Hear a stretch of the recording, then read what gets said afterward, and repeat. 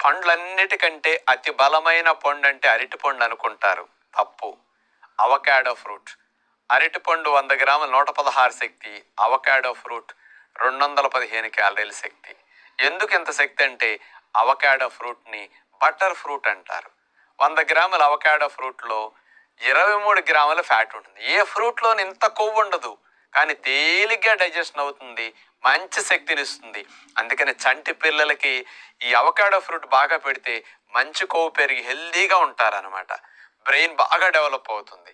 నీరసంగా ఉన్న వారికి, ముసలి వారికి అవకాడో ఫ్రూట్ చాలా మంచి ఫ్యాట్ అనమాట. అట్లాగే విత్తనాలు, పప్పులు అరగని వారికి మంచి కొవ్వు కావాలన్నా, బరువు పెరగాలన్నా అవకాడో ఫ్రూట్ను బాగా తింటే హెల్దీ ఫ్యాట్ లోపలికి వెళుతుంది అనమాట.